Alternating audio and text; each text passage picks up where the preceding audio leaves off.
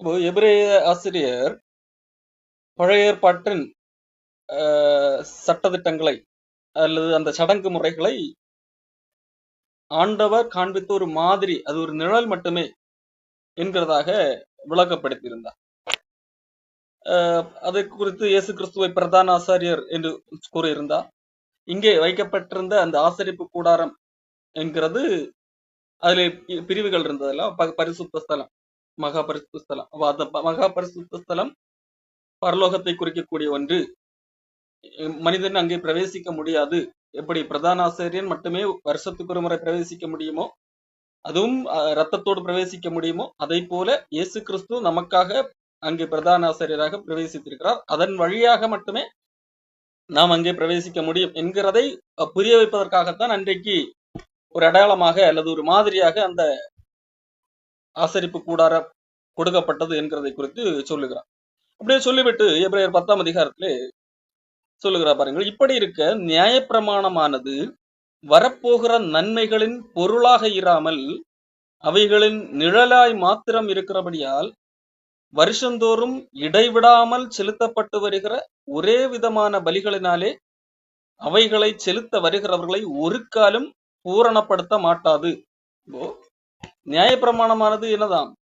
வரப்போகிற நன்மைகளின் பொருள் அல்ல, அது நிழலாக மாத்திரம் இருக்கிறபடியால் இனிமேல் வரப்போகிற ஒன்றுக்கான நிழலாக மாத்திரமே நியாயப்பிரமாணம் இருக்கிறது என்கிறதை ஏற்கனவே நிரூபித்து விட்டுதான் இங்கே சொல்லுகிறார். அப்படி அது வெறும் நிழலாக இருக்கிறபடியால் அது பொருள் அல்ல, அது உண்மை அல்ல, மாறாக அது நிழல்.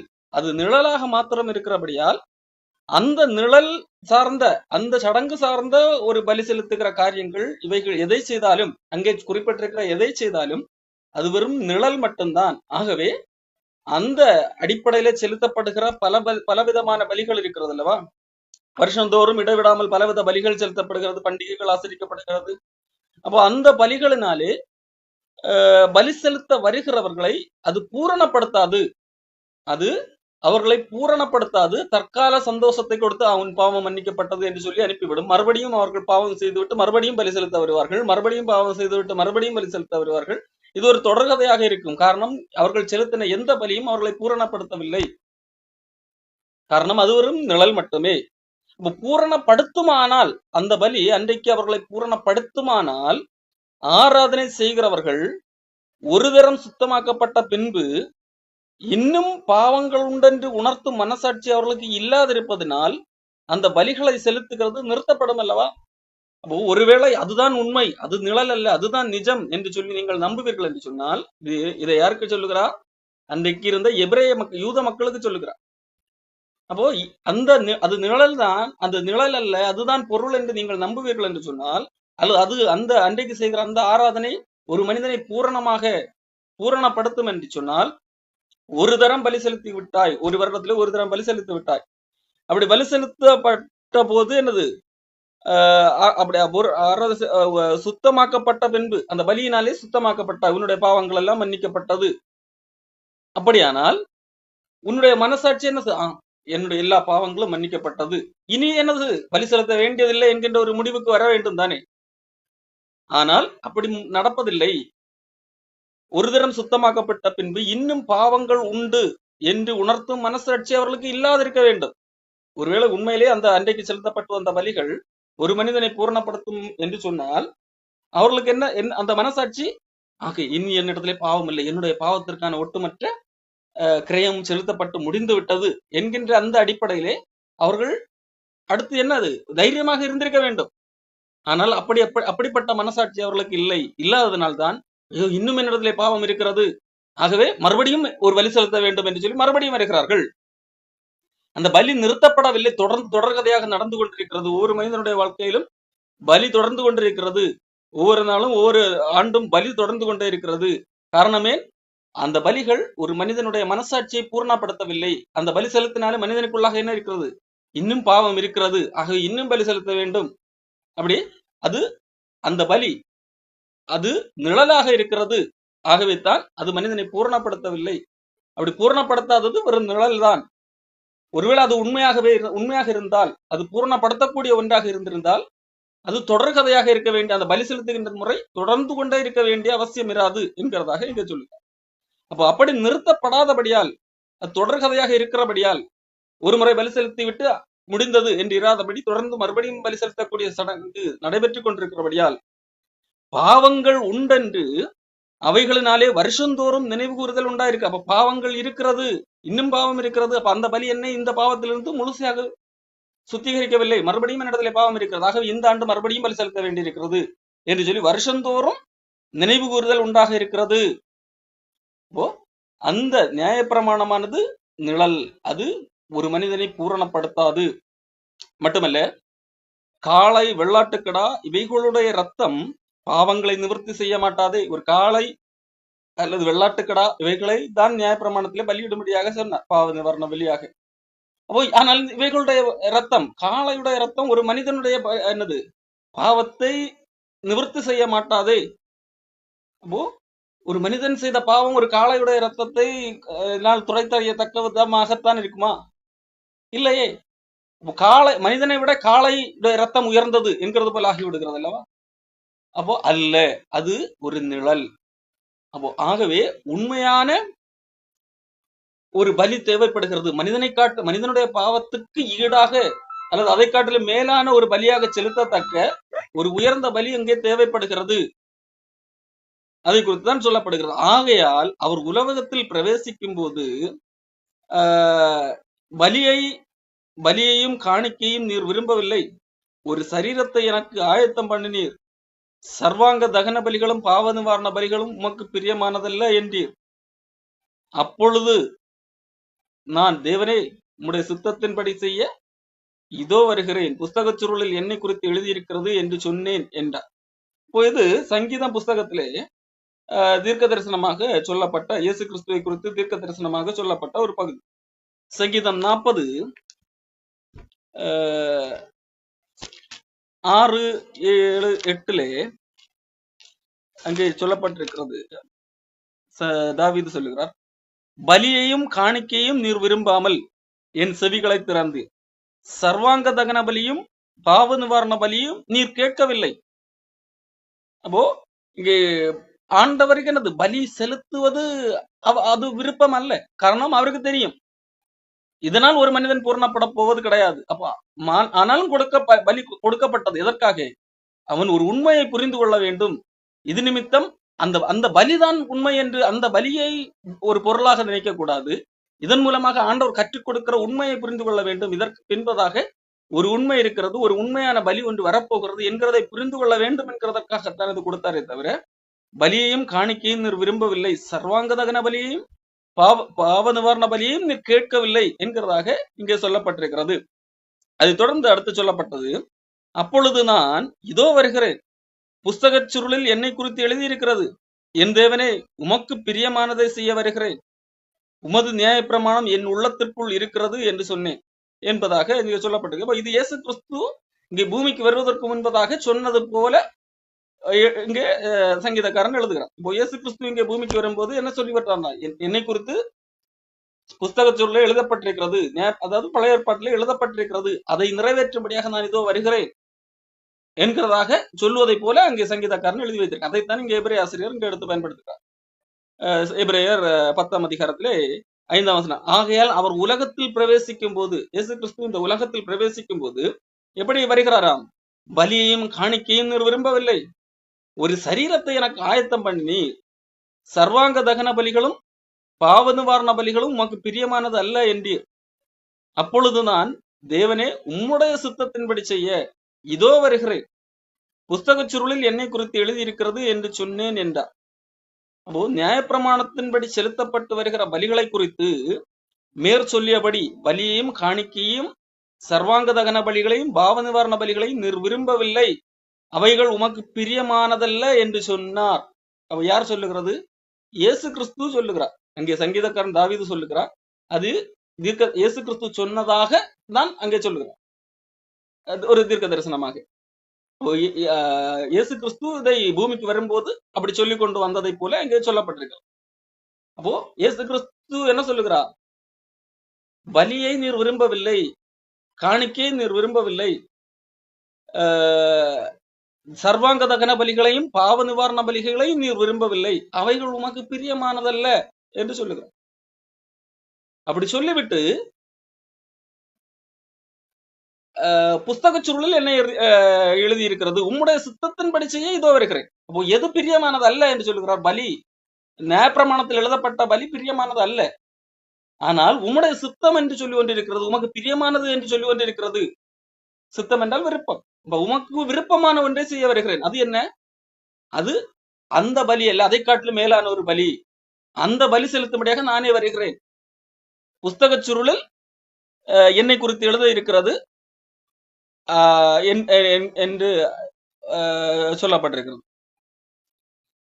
தேவனே உம்முடைய சித்தத்தின்படி செய்ய இதோ வருகிறேன், புஸ்தக சுருளில் என்ன எழுதியிருக்கிறது. அப்போ தேவனுடைய சித்த பலி நியாயப்பிரமாணத்தில் உள்ளது ஆண்டவர் விரும்புகின்ற ஒன்று அல்ல. அதற்கு பதிலாக உண்மையாக விரும்புகிறது எது? தன்னுடைய குமாரனுடைய பலி. அது அதுதான் என்னது? ஒரு மனிதனை பூரணப்படுத்தக்கூடிய ஒன்றாக இருக்கிறது. ஆகவே தேவனே உம்முடைய சித்தத்தின்படி செய்ய இதோ வருகிறேன் என்று சொன்னார். இரண்டாவதை நிலைநிறுத்துவதற்கு முதலாவதை நீக்கி போடுகிறார். இங்க இரண்டாவது முதலாவது என்று சொல்லப்பட்டிருக்கிறது அல்லவா? இங்க இரண்டு பகுதிகள் இருக்கிறது. ஒன்று, பலியை, காணிக்கைகளை, தகன பலிகளை, சர்வாங்க தகன பலிகளை நீர் விரும்பவில்லை, இது ஒரு முதல் பகுதி. இரண்டாவது, உம்முடைய சித்தத்தின்படி செய்ய நான் வருகிறேன். அது இயேசு கிறிஸ்துவை பலியாக்கக்கூடிய ஒன்று. நியாயப்பிரமாணத்தின்படியாக பலி ஆண்டவர் ஏற்படுத்தி கொடுத்த ஒரு பலி, அது முதலாவது. இரண்டாவது, தன்னையே பலியாக கொடுக்க வருகிற இயேசு. அப்போ இது இரண்டாவது. அப்போ இரண்டாவதை நிலைநிறுத்துவதற்காக முதலாவதை நீக்கி போடுகிறார். இரண்டாவது எது? இயேசு உம்முடைய சித்தத்தின்படி செய்ய நான் வருகிறேன். அப்போ தன்னை பலியாக கொடுக்க வருகிறார் அல்லவா? இதை நிறைவேற்றுவதற்காக முதலாவதை நீக்கி போடுகிறார். இயேசு கிறிஸ்துவனுடைய சரீரம் ஒரே தரம் பலியிடப்பட்டதினாலே அந்த சித்தத்தின்படி நாம் பரிசுத்தமாக்கப்பட்டிருக்கிறோம். அப்போ இரண்டாவது என்பது இயேசு கிறிஸ்துவின் பலி. முதலாவது என்பது நியாயப்பிரமாணத்தின்படியாக மிருகங்களுடைய பலி. அப்ப அந்த மிருகங்களுடைய பலியை நீக்கி போடுவதற்காக இயேசு கிறிஸ்து இங்கே பலியாக இருக்கிறார். அது இயேசு கிறிஸ்து என்கின்ற பலி நிறைவேறுவதன் மூலமாகவே உண்மையாக மனிதர்கள் பூரணப்படுத்தப்படுவார்கள் என்கிறதற்காக முதலாவதை, அந்த மிருகங்களுடைய பலியை ஆண்டவர் நீக்கி போடுகிறார். காரணம், உண்மையான பொருள் இங்கே வந்து விட்டது. மனிதனை பூரணப்படுத்தக்கூடிய பலி உண்மையிலே வந்து விட்டது. இனி என்னது? அதற்கு அதை ஒரு மாதிரியாக காண்பிக்கக்கூடிய, அதை ஒரு நிழல் போல காண்பிக்கக்கூடிய மற்ற விலங்குகளினோட பலிகள் தேவையில்லை.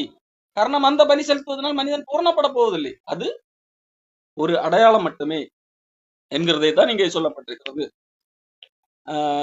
அப்போ இயேசு கிறிஸ்து இங்கே பூமிக்கு வரும்போது என்ன சொல்லிக் கொண்டு வருகிறார்? உம்முடைய புஸ்தக சுருளில் என்ன குறித்து எழுதப்பட்டிருக்கிறது? உமக்கு பிரியமானதை செய்ய இதோ வருகிறேன்.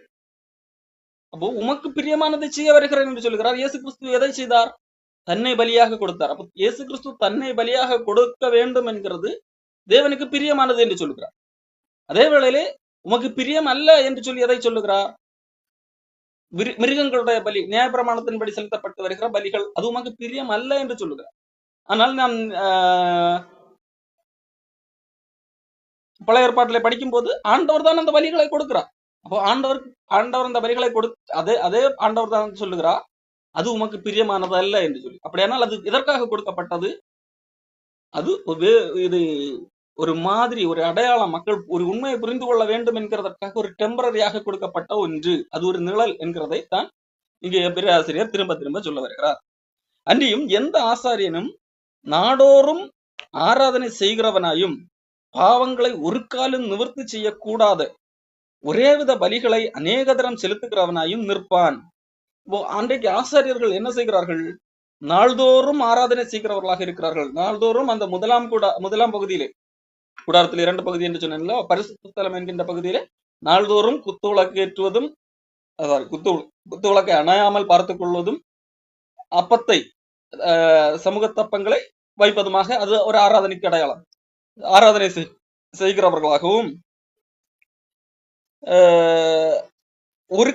பாவங்களை ஒரு காலம் நிவர்த்தி செய்யக்கூடாத ஒரே வித பலிகள். இப்போ அந்த பலிகளை குறித்து இங்க என்ன எழுதப்பட்டிருக்கிறது? பாவங்களை நிவர்த்தி செய்யக்கூடாத பலிகள். இப்ப பழைய ஏற்பாட்டு பலி என்னது?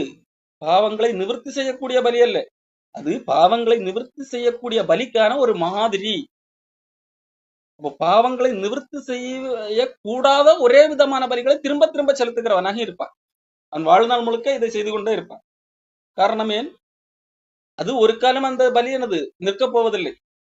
காரணம், ஒரு முறை பலி செலுத்தினால் அவனுடைய ஒரு மனிதன் செய்த பாவம் முழுமையாக அது இல்லாமல் போகிறதில்லை. அந்த பாவத்துக்கான தண்டனை இல்லாமல் போக போவதில்லை. அது ஒரு டெம்பரரி.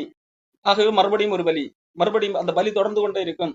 ஆகவே எந்த ஆசாரியனும் நாள்தோறும் ஆராதனை செய்கிறவனாகவும் பாவங்களை ஒரு காலம் நிவர்த்தி செய்யக்கூடாத அந்த பலியை, ஒரே விதமான பலிகளை திரும்ப திரும்ப அல்லது அநேக தரம் செலுத்துகிறவனாகவும் நிற்கிறவனாக இருப்பான். அவன் பலி செலுத்தி கொண்டு நிற்கிறவனாக இருப்பான். அவனுடைய வேலை என்னது? நிற்கிறது. காரணம், அடுத்த பலி வரும், பலி செலுத்த வேண்டும். அவனுக்கு என்னது? அவனுடைய வேலை முடியவில்லை. காரணம், ஒரு வேலை முடிந்தால்தான் அவனால் உட்கார முடியும். அவன் சாகிற வரைக்கும் நிற்க வேண்டியது. அந்த பூமியில் உள்ள ஆசாரியர்கள் அவன் என்னது? அதாவது அவனுக்கு அவன் வீட்டிலே இருக்கவே மாட்டான், தூங்கவே மாட்டான், அந்த மாதிரி எடுத்துக்கொள்ளக்கூடாது. அந்த வேலை நிமித்தம், அந்த ஆசாரிய பொறுப்பு என்கிற அடிப்படையில அவன் பலி செலுத்தி அவனுக்கு அந்த பணி முடிவடையக்கூடிய ஒன்று அல்ல. அவன் வாழ்நாள் முழுவதும் ஆனாலும் அந்த பணி முடிவடையாது. அவன் போன பிறகு அவனுடைய அடுத்த வாரிசுகள் வந்து அதே பணி, அதை பலி செலுத்துகிற பணி தொடர்ந்து கொண்டுதான் இருக்கும். ஆகவே அவன் பணி முடித்து உட்காருகின்ற என்கின்ற அந்த ஒரு காரியம் அவனுக்கு கிடையாது. பலி செலுத்துகிற பணி அந்த தொடர்ந்து கொண்டே தான் இருக்கும். அநேக தரம் பலி செலுத்துகிறவனாய் நிற்பான் என்று சொன்னால் அவனுடைய பணி முடியவில்லை. பணி முடிந்தால்தான் உட்கார முடியும்.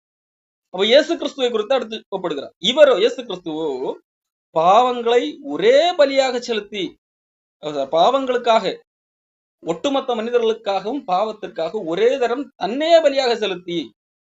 இப்போ இயேசு கிறிஸ்து செலுத்தினது மிருகத்துடைய பலி அல்ல. இந்த ஒட்டுமொத்த மனிதர்களையும் படைத்த கடவுளே மனிதனாக வந்து பலியாகிறார். இப்ப அந்த ரத்தம் வெளியேறப்பெற்றது. எவ்வளவு மனிதர்கள் வேண்டுமான் செய்த பாவத்துக்கும் உரிய ஒரு பிராயச்சித்தமான ஒரு பலியாக இருக்கிறது. ஆகையால் ஒரே தரம் பலியை செலுத்தி அப்போ அந்த பலி செலுத்துவது நிமித்தமாக எல்லாருடைய பாவங்களும் மன்னிப்பதற்கு ஏதுவான ஒரு பலியாக அது அமைந்தது.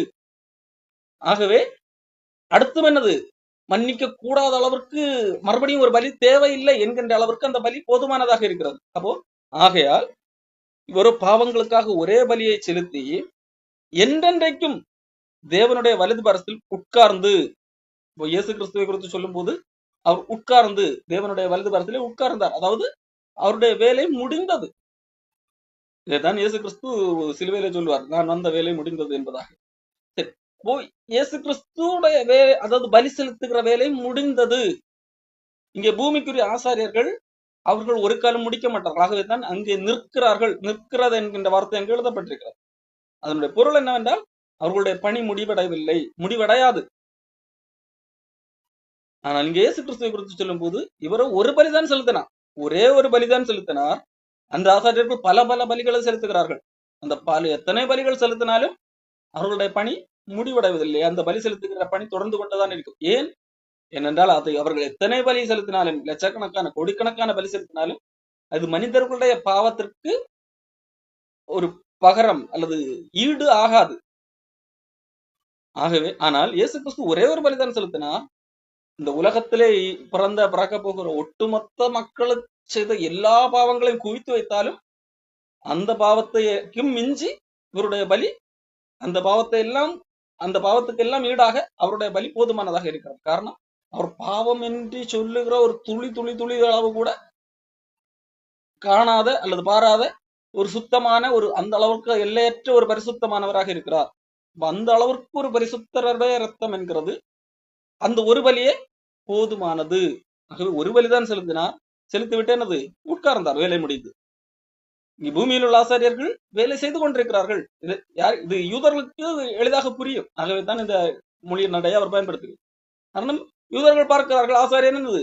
உட்கார்வதில்லை. காரணம், பலி தொடர்ந்து கொண்டுதான் இருக்கிறது. பலி செலுத்தினால் பாவம் பூர்ணமாக எல்லாம் நிவர்த்தியாகினது என்று சொன்னால் அடுத்த முறை ஏன் பலி செலுத்த வேண்டும் என்கின்ற கேள்வியை தான் இங்கே எபிரேய ஆசிரியர் போடுகிறார். இப்போ இயேசு கிறிஸ்து என்ன செய்தார்? அவர் ஒரு பலிதான் செலுத்தினார். அதோடு அவருடைய வேலை முடிந்தது.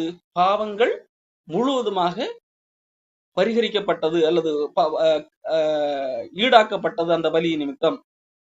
அப்போ இவரோ பாவங்களுக்கு அந்த ஆசாரியன் பலி செலுத்தி கொண்டு தொடர்ந்து நிற்கிறவனாக இருக்கிறான். இவரோ பாவங்களுக்காக ஒரே ஒரு பலியை தான் செலுத்தினார். ஆனால் அதோடு கூட என்றென்றைக்குமாக தேவனுடைய வலது பரத்தில் உட்கார்ந்தார். இனி தம்முடைய சத்துருக்களை தமது பாதபடியாக்கி போடும் வரைக்கும் காத்து கொண்டிருக்கிறார். அப்ப இனி அவர் எதற்காக காத்து கொண்டிருக்கிறார்? அவர் ஒரு காலத்தை வைத்திருக்கிறார். அந்த காலத்துக்காக காத்து கொண்டிருக்கிறார். அந்த காலத்துல தன்னுடைய சத்துருக்களை அவருக்கு பாதபடியாக்கி போடும்படியாக அவர் காத்து கொண்டிருக்கிறார். ஏனெனில் பரிசுத்தமாக்கப்படுகிறவர்களை ஒரே பலியினாலே இவர் என்றென்றைக்கும் பூரணப்படுத்தி இருக்கிறார். ஏன் இயேசு கிறிஸ்து உட்கார்ந்தார் என்கிற கேள்விக்கான பதில் தான் இது. இயேசு கிறிஸ்து ஏன் உட்கார்ந்தார்? இவர் ஒரே பலிதான் செலுத்தினார். அந்த ஒரே பலியினாலே பரிசுத்தமாக்கப்படுகிறவர்கள், பரிசுத்தமாகும்படி அழைக்கப்படுகிறவர்கள், தெரிந்து கொள்ளப்பட்டவர்கள் யாரை குறிக்கும்? இயேசு கிறிஸ்துவை விசுவாசித்து ரட்சிக்கப்படுகிறவர்களை குறிக்கும். அப்ப பரிசுத்தமாக்கப்படும்படியாக அழைக்கப்பட்டவர்கள் அல்லது இயேசு கிறிஸ்துவை யாரெல்லாம் விசுவாசிக்கிறார்களோ, சுவிசேஷத்தை யாரெல்லாம் ஏற்றுக்கொள்ளுகிறார்களோ அவர்களை அவர்கள் தான் பரிசுத்தமாக்கப்படுகிறவர்கள். அந்த பரிசுத்தமாக்கப்படுகிறவர்களை ஒரே பலியினாலே இவர் என்றென்றைக்கும் பூரணப்படுத்தி இருக்கிறார்.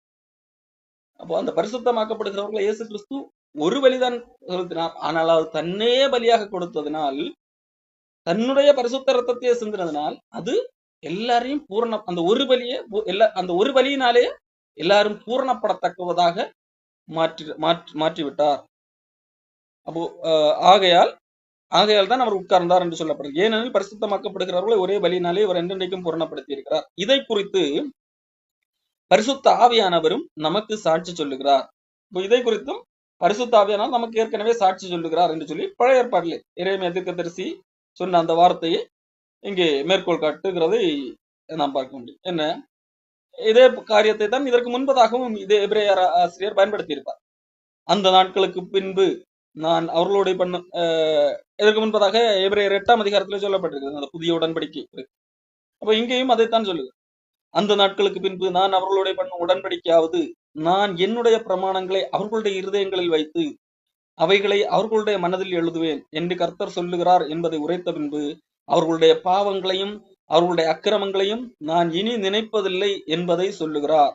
அப்போ இந்த இடத்திலே அந்த நாம் ஏற்கனவே படித்த எபிரேயர் 8ஆம் அதிகாரத்திலே புதிய உடன்படிக்கை என்கின்ற அந்த பகுதியை போக்கஸ் பண்ணி எழுதியிருப்பார். இந்த இடத்திலே அதனுடைய அடுத்த பகுதி, அவர்களுடைய பாவங்களையும் அவர்களுடைய அக்கிரமங்களையும் நான் இனி நினைப்பதில்லை என்கிறதை போக்கஸ் பண்ணி இந்த இடத்துல எழுதப்பட்டிருக்கிறது. அப்போ காரணம், அவர்களுடைய பாவங்களும் அக்கிரமங்களும் இன்னும் நினைக்கப்பட முடியாது. காரணம், அதற்கான கிரயம் செலுத்தப்பட்டிருக்கிறது. இயேசு கிறிஸ்துடைய பலி அதை மனிதனை அவரை விசுவாசிப்பவர்களை பூரணப்படுத்தினதனால் அவர்கள் அந்த பாவங்கள் அக்கிரமங்கள் இனி நினைக்கவே படுவதில்லை. இதுதான் பரிசுத்தாவினால் முன்பே சொல்லப்பட்டதாக இங்கே எபிரேய ஆசிரியர் சொல்லுகிறார். இவைகள் மன்னிக்கப்பட்டது உண்டானால், இந்த பாவங்கள் மன்னிக்கப்பட்டது நினைக்கப்படுவதில்லை என்று சொல்லப்பட்டிருக்கிறது அல்லவா? அப்படி மன்னிக்கப்பட்டது உண்டானால் இனி பாவத்து நிமித்தம் பலி செலுத்தப்பட வேண்டியதில்லையே. அப்போ இனிமே மறுபடியும் என்னது, போய் ஆசாரியர்கிட்ட போய் நிக்க வேண்டிய அவசியம் இல்லையே. யாருக்கு எழுதுகிறார்? யூதர்களுக்கு எழுதுகிறார். காரணம், யூதர்கள் தான் திரும்பி அந்த சில கள்ள போதவர்கள் அல்லது சில தவறான போதனைகளை கேட்டு குழப்ப மனநிலையில இருக்கிறார்கள் அல்லவா? நாம் மறுபடியும் யூத மதத்துக்கு போவோம் என்கின்ற நிலைமையில் இருக்கிறார்கள் அல்லவா? அங்கே போய் மறுபடியும் பண்டிகை கொண்டாடுவோம், பலி செலுத்துவோம் என்று சொல்லி காரணம் அவர்கள் குழம்பி போய் விட்டார்கள். ஒருவேளை நாம் இங்கே இருந்தால் ஒருவேளை நரகத்துக்கு போய் விடுவோமோ, நாம் மறுபடியும் பலி செலுத்த வேண்டுமோ என்கின்ற அடிப்படையிலே சிலர் குழப்பி வைத்திருந்தார்கள். இன்னும் நாம் ஏதாவது செய்ய வேண்டுமோ என்று சொல்லி. ஆகவேதான் எபிரேய ஆசிரியர் சொல்லுகிறார், இயேசு கிறிஸ்துடைய பலி பூரணப்படுத்தி விட்டது. அவர் ஒரு பலிதான் செலுத்தினார். அந்த பலி ஒரு பலியை பூரணப்படுத்தி விட்டது. அவர் உட்கார்ந்து விட்டார். அப்போ ஆகவேதான் பழைய ஏற்பாட்டிலே கூட சொல்லப்பட்டிருக்கிறது பாருங்கள், அவர்களுடைய பாவங்களையும் அக்கிரமங்களையும் இனி நினைக்கவே மாட்டேன் என்று சொல்லப்பட்டிருக்கிறது. அந்த அளவுக்கு மன்னிக்கப்பட்டது உண்டானால் மறுபடியும் எதற்கு பலி செலுத்த வேண்டும்? அப்ப இவர்கள் மன்னிக்கப்பட்டது உண்டானால் இனி பாவத்தின் நிமித்தம் பலி செலுத்த வேண்டிய அவசியம் இல்லையே. அப்போ எங்கிருந்து இவர் மேற்கோள் காட்டுகிறார்? பழைய ஏற்பாட்டிலிருந்து மேற்கோள் காட்டுகிறார். காரணம், இது யூதர்களுக்கு எழுதுகிறார். யூதர்கள் பழைய ஏற்பாட்டில் எழுதியிருக்கிறதா என்று சொல்லி அப்படியாக நம்பட்டும் என்று சொல்லி. சரி, ஆகையால் சகோதரரே, நாங்கள் மகா பரிசுத்த ஸ்தலத்தில் பிரவேசிப்பதற்கு இயேசுவானவர் தமது மாம்சமாகிய திரையின் வழியாய் புதிதும் ஜீவனுமான மார்க்கத்தை நமக்கு உண்டு பண்ணினபடியால் அந்த மார்க்கத்தின் வழியாய் பிரவேசிப்பதற்கு அவருடைய இரத்தத்தினாலே நமக்கு தைரியம் உண்டாயிருக்கிறபடியினாலும் தேவனுடைய வீட்டின் மேல் அதிகாரியான மகா ஆசாரியர் நமக்கு ஒருவர் இருக்கிறபடினாலும் துர்மனசாட்சி நீங்க தெளிக்கப்பட்ட இருதயமுள்ளவர்களாயும் சுத்த ஜலத்தால் கழுவப்பட்ட சரீரமுள்ளவர்களாகியும் உண்மையான சரீரத்தோடும் விசுவாசத்தின் பூரண நிச்சயத்தோடும் சேர கடவும் என்று சொல்லி இங்கே சொல்லுகிறார். இங்கே 2 காரியங்களை எபிரேய ஆசிரியர் சொல்லுகிறார். ஒன்று, நாம் மகா பரிசுத்த ஸ்தலத்தில் பிரவேசிப்பதற்கு இயேசு கிறிஸ்து 2 காரியங்களை செய்திருக்கிறார். ஒன்று, இயேசு கிறிஸ்து என்கின்ற திரை வழியாக, இயேசு கிறிஸ்துவை திரையாக காணப்பட்டு நமக்கு ஒரு வழியை ஏற்படுத்தி இருக்கிறார். மகா பரிசுத்த ஸ்தலத்துக்கு அதாவது அன்னைக்கு அந்த ஆசரிப்பு கூடாரத்திலே இங்கிருந்து மகா பரிசுத்த ஸ்தலத்துக்கு இடையே ஒரு திரை இருக்கும். அந்த திரையை தாண்டி அங்கே போக முடியாது, சட்டம் தடுக்கும். இங்கே இயேசு கிறிஸ்துவே அந்த திரையாக நின்று, இங்கே மகா பரிசுத்த ஸ்தலம் என்பது பிதா இருக்கிறார், அந்த பரலோகம். அப்போ அங்க இயேசு கிறிஸ்துவ ஒரு திரையாக இருந்து இயேசு கிறிஸ்துவ வழியாக அங்கு அந்த இடத்துக்கு போக முடியும். இயேசு கிறிஸ்துவ ஒரு திரையாக இருந்து அந்த திரை வழியாக இயேசு கிறிஸ்துவ வழி, அவர் திரையாக அந்த வழியாக ஒரு புதிய மார்க்கத்தை உண்டாக்கி இருக்கிறார். மார்க்கம், வழி, அது இந்த மார்க்கத்துக்கு பேர் என்ன? புதிய மார்க்கம், ஜீவனுள்ள மார்க்கம். இது இந்த கிறிஸ்தவர்கள் பலர் சொல்வதுண்டு, இது கிறிஸ்தவ மதம் அல்ல, மார்க்கம் என்று சொல்லி. அவர்கள் இந்த வசனத்தை அறிந்து சொல்லுகிறார்களோ அறியாமல் சொல்லுகிறார்களோ தெரியாது. ஆனால் வேதாகமம் நமக்கு என்ன சொல்லுகிறது? இது புதிய மார்க்கம். மார்க்கம் என்றால் வழி, பரலோகத்துக்கு போகக்கூடிய ஒரு வழி, புதிய வழி. புதிய வழி, ஜீவனுள்ள வழி. காரணமே இயேசு கிறிஸ்து தான் அந்த வழி. இப்ப இயேசு கிறிஸ்துவுக்குள்ளாக நாம் போகும்போது இயேசு கிறிஸ்து எங்க இருக்கிறார்? மகா பரிசுத்த ஸ்தலத்துல இருக்கிறார். நாம் அங்கே மகா பரிசுத்த ஸ்தலத்தில் பிரவேசிப்போம். அப்போ இயேசு கிறிஸ்துவ திரையாக, இயேசு கிறிஸ்துவ வழியாக நாம் அந்த ஒரு புதிய வழி, ஜீவனுள்ள வழியாக, அந்த மார்க்கத்தினூடாக நாம் எங்கே போகிறோம்? மகா பரிசுத்த ஸ்தலத்திலே பிரவேசிக்க முடியும். இன்னொரு காரியத்தையும் சொல்லுகிறார். எனது தேவனுடைய வீட்டில் அதிகாரியான மகா ஆசாரியர் நமக்கு ஒருவர் இருக்கிறபடினாலும் இயேசு கிறிஸ்து திரையாக மட்டும் நின்று நமக்கு அந்த பக்கம் கடத்தி விடுகிறவராக இல்லை, மாறாக அவரே அங்கு பிரதான ஆசாரியராகவும் இருக்கிறார். இப்போ பிரதான ஆசாரியர் என்னது? அங்கே மகா பரிசுத்த ஸ்தலத்திலே அவர் உட்கார்ந்து இருக்கிறார். அப்போ அவரே உட்கார்ந்து இருக்கிறபடியா அவர் நமக்கு வழியாக மட்டுமல்ல, அவர் அங்கே கூட இருக்கிறார். அப்போ அங்கேயே போய் நிற்கும் போது எனக்கு துணையாக யாரும் இல்லை. ஐயோ, மகா பரிசுத்த ஸ்தலத்திலே என்னது? வருஷத்துக்கு ஒரு முறைதான் மகா பிரதான ஆசாரியனே போக முடியும். மீறி யாராகலும் போனால் அவர்களுக்கு சாவுதான். பயந்து தான் இருக்க வேண்டும். பிரதான ஆசாரியன் போனாலே பயந்து தான் இருக்க வேண்டும். ஆனால் இங்கே பரிசுத்த ஸ்தலம், மகா பரிசுத்த ஸ்தலம் என்று சொல்லப்படுகிற அந்த பரலோகத்திலே ஒரு பிரதான ஆசாரியர் இருக்கிறார். அவர் தான் நம்மை கூட்டிக் கொண்டே போகிறார். அப்போ நமக்காக பேசுவதற்கு அங்கே ஆள் இருக்கிறது. அப்போ ஆகவே நமக்கு ஒன்று ஆகாது, அங்கே பிரவேசிக்கக்கூடிய ஒரு தைரியம் உண்டாயிருக்கிறது. ஆகவேதான் இங்கே சொல்லப்படுகிறது, தேவனுடைய மகா பரிசுத்த ஸ்தலத்தை பிரவேசிப்பதற்கு இயேசுவானவர் தமது மாம்சமாகிய திரையின் வழியாய் புதியும் ஜீவனுமான மார்க்கத்தை நமக்கு உண்டாக்கி இருக்கிறபடினாலும், உண்டு பண்ணினபடியால் அந்த மார்க்கத்தின் வழியாய் பிரவேசிப்பதற்கு அவருடைய ரத்தத்தினாலே நமக்கு தைரியம் உண்டாயிருக்கு. இயேசு கிறிஸ்து ரத்தம் சென்று தான் அந்த மார்க்கத்தை உண்டாக்கி இருக்கிறார். ஆகவே தைரியம் உண்டாயிருக்கிறது. மட்டுமல்ல, அவர் தேவனுடைய வீட்டின் அதிகாரியாக இயேசு கிறிஸ்துவே பிரதான ஆசாரியரும் இருக்கிறார். ஆகையால் துர்மனசாட்சி நீங்க, உங்களுடைய மனசாட்சி என்ன செய்ய வேண்டியதில்லை. ஐயோ, நான் இன்னும் ஏதாவது செய்ய வேண்டுமா? நான் இயேசு கிறிஸ்துவை விசுவாசித்து வந்து விட்டேன், ஆனாலே நான் என்னுடைய பாவம் முழுசாக மன்னிக்கப்பட்டதா தெரியவில்லையே, நான் போய் அந்த காரியத்தை கூட செய்து விட்டு வருகிறேன். இவர்கள் இந்த பாஸ்டர் ஒரு சடங்கு சொல்லுகிறார், இதை செய்தால் பாவம் மன்னிக்கப்படும், ஆக இந்த பாஸ்டர் செய்கிறதை சொல்லுகிறேன். இந்த பாஸ்டர் 24 மணி நேரம் உப்பு போட்டு முழங்கால நிக்க சொல்லுகிறார், அதை கூட நான் செய்து விட்டு வருகிறேன், அப்பொழுதுதான் அந்த வழி கிடைக்கும் என்று சொல்லி ஒரு பயம் இருக்கிறது அல்லவா? ஐயோ, என் பாவம் மன்னிக்கப்படவில்லை போல, ஆகவே நான் இதை செய்ய வேண்டும், அதை செய்ய வேண்டும், நான் இன்னும் ஒரு பலி செலுத்த வேண்டும். இது ஒரு துர்மனசாட்சி. இந்த துர்மனசாட்சி நீங்க வேண்டும். காரணம், அவர் அந்த வழியை ஏற்படுத்தி விட்டார். அவரே பிரதான ஆசாரியராக இருக்கிறார். ஆகவே அங்க நமக்கு என்ன இருக்கு? மகா பரிசுத்த ஸ்தலம், தேவனிடத்திலே சேருவதற்கான வழி இருக்கிறது. அப்படி இருக்க நம் மனம் என்ன செய்ய வேண்டியதில்லை, துர்மனசாட்சியோடு இருக்க வேண்டியதில்லை. அந்த துர்மனசாட்சி நீங்கட்டும். நீங்க அந்த துர்மனசாட்சி எப்படி ஏற்படுகிறது? யாராகிலும் வந்து குழப்புவதனால், போதகர்கள் என்ற பெயர்ல வந்து குழப்புவதனால் தான் ஏற்படுது. இங்கே இருந்த யூதர்களுக்கு யார் வந்து குழப்பினது? யாரோ வந்து குழப்பி இருக்கிறார். ஆகவேதான் பின்பு ஒரு முறை சொல்வார், பலவித அந்நிய போதனைகளினால் அலைப்புண்டு தெரியாதிருங்கள் என்பதாக. இது எபிரேய புத்தகத்திலேயே 13ஆம் அதிகாரம் 9ஆம் வசனத்திலே எபிரேய ஆசிரியர் சொல்லுகிறார், பலவிதமான அந்நிய போதனைகளா அலைப்புண்டு தெரியாதிருங்கள். அப்ப பலவித போதனைகள் கேட்கும் போது பலர் பலவிதமாக பேசுவார்கள். அது கேட்கும்போது அது லாஜிக் மாதிரி தான் இருக்குது. அந்த வேதத்திலே உள்ளது போல தோன்றும், ஆனால் வேதத்திலே உள்ளதா இருக்காது. அப்போ பல போதனைகள் கேட்கக்கூடாது. எது நமக்கு வேதாகமத்தின் வழியாக ஆண்டவர் உறுதிப்படுத்தி இருக்கிறாரோ அதிலே உறுதியாக இருக்க வேண்டும். அப்போ இங்கே எபிரேயர் அதைத்தான் சொல்லுகிறார். இவ்வளவு ஆண்டவர் இயேசு கிறிஸ்துவே எல்லாம் அவர் ஒரு பலிதான் சொல்லுகிறார். அந்த ஒரு பலியினாலே எல்லா பாவங்களையும் மன்னித்து நிவர்த்தியாக்கி விட்டார். பரிசுத்த ஸ்தலத்துக்கான வழியையும் திறந்து விட்டார்.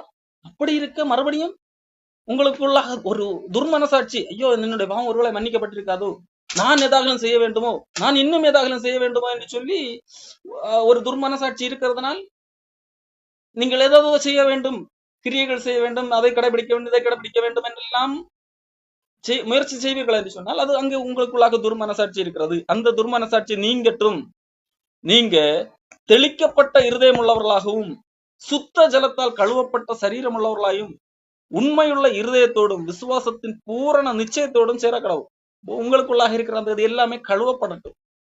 அந்த துர்மனசாட்சி எல்லாம் இரத்தத்தால் கழுவப்படட்டும் என்பது கழுவப்பட்டு, எதனால் விசுவாசத்தின் பூரணம். நீங்கள் உங்களுக்கு அறிவிக்கப்பட்ட அந்த சுவிசேஷம் அதிலே விசுவாசத்திலே அதிலே விசுவாசித்து அதில் மேல் பூரண நிச்சயமுடையவர்களாக மாறுங்கள். யார் என்ன சொன்னாலும்